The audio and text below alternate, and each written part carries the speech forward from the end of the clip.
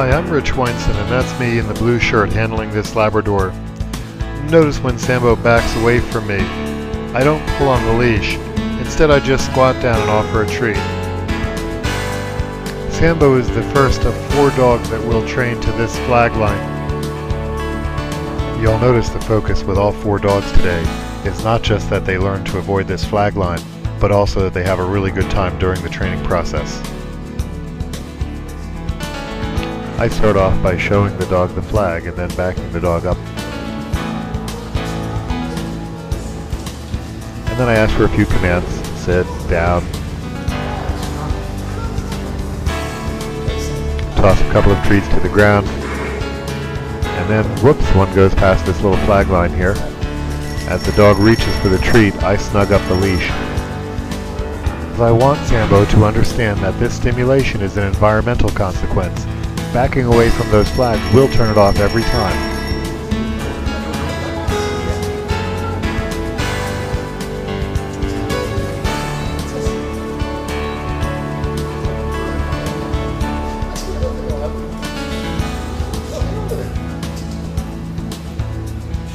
Sambo is now avoiding those meat treats on the other side of the flag line, but comfortable next to the flag line.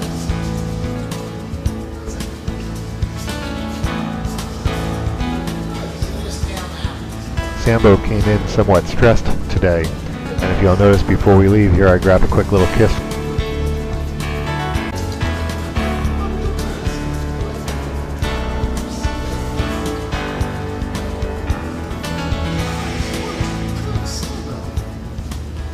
I'm going to allow the dog to enter the signal field and feel the stimulation. Now, this is going to be used as a bait.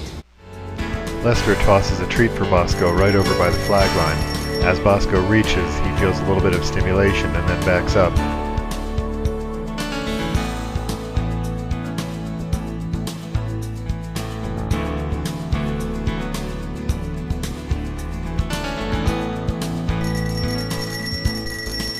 As the dog attempts to beep it, you back away. Good, what was that? How do you know? Good puppy.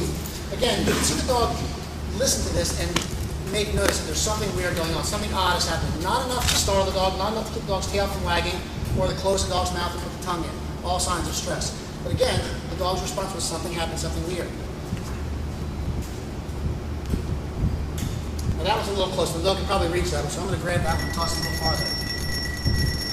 There's the beeping. The dog backs away and stops. All I want the dog to do is experience this thing over and over and over and over and over and over and over. Because the dog is learning, there's definitely something happening. It's definitely something going on over there. It's not enough that matters, but the dog is learning by the entrances in the frequency that there's something that starts near this flag line, which is odd, and something that stops when I back away. So when I toss it over there, if the dog goes there, something starts.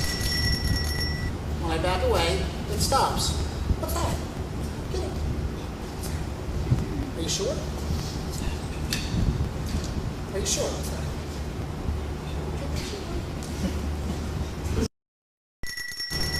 Beeping, and it stops. There are 2 lessons I want this dog to learn today. Lesson 1 is, when the beeping starts, if I want that to stop, I need to back away. This is the frequency. This is the series of ons and offs that the dog has to learn. Beeping. How do I make that stop? I back away. Good puppy. What was that? Good puppy. So lesson 1 is backing up makes it stop.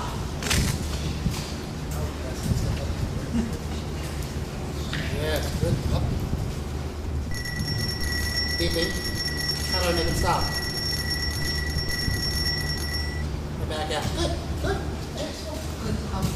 At some point, I want to watch a dog's decision to not follow me in the field. How do I make it end? There you go. That's a good puppy. Over and over, repetition. Now, at this point, I probably will elevate. This dog, I'm not going to. I would like to see the dog make the decisions and stop, follow me in the field. There it is. Good catch. Watch. Good puppy. All right. Who's that? Who's that? Now, at this point, Bosco's going to dismiss the meat treat. But is Bosco going to dismiss Ken? No. Okay. Lesson 1. That's it. Good puppy. That's a good puppy. Yes, you are. Okay, we're going to walk again.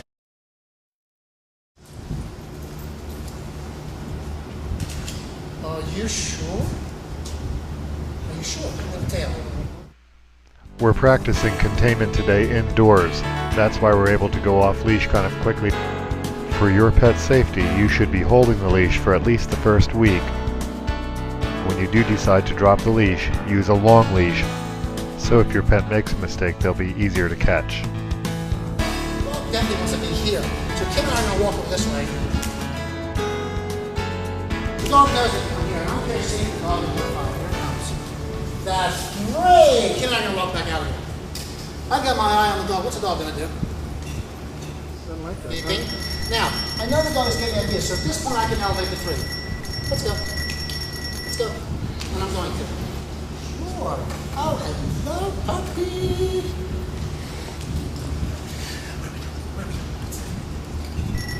Beeping. Oh, a little worse. And on his own. On her own.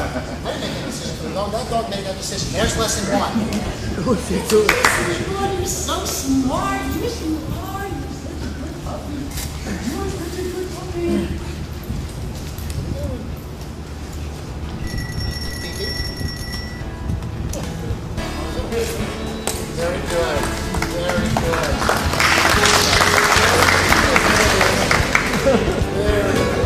Let's give it up like a nod, guys. Good puppy. Okay. Once again, this is from the numbers reinforced. At this point, this is where I would now start to generalize the flags. What I want to do is watch the decision. Good decision. Okay. At this point, I would show the dog.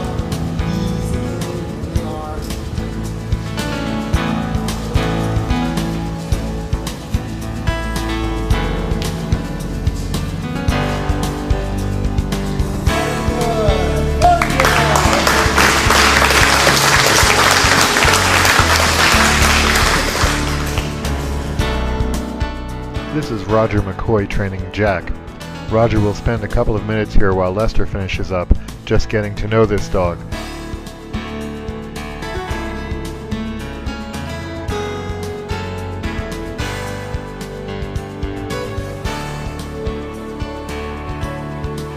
Roger places his flags at the wire, so the dog will end up avoiding those flags by 5 to 6 feet.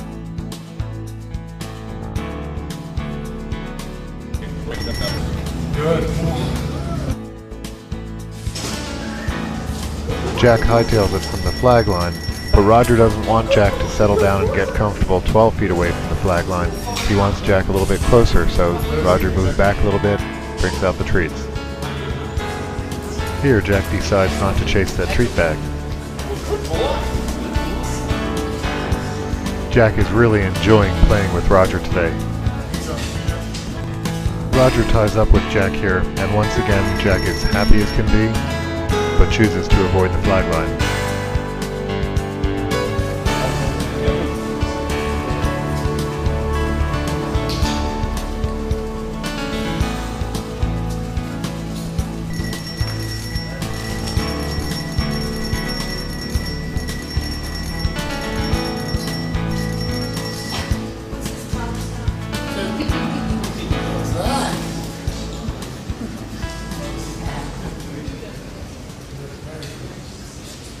The dog is going in and trying to get that piece of nice steak that I tossed in there.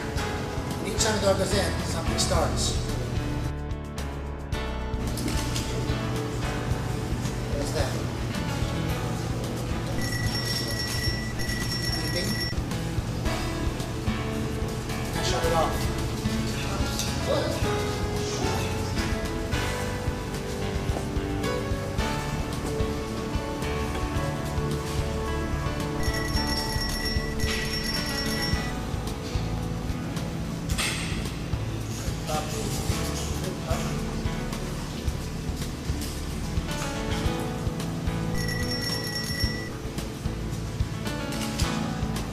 Okay, lesson one. Back left causes it to stop. Get that a lot.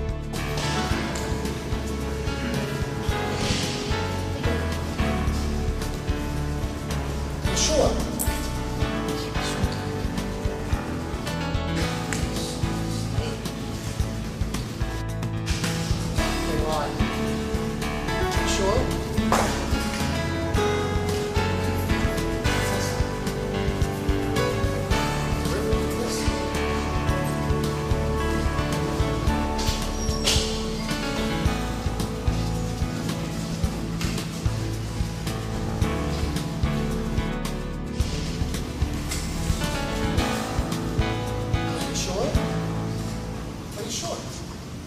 During the training, watch for signs that your pet feels stress.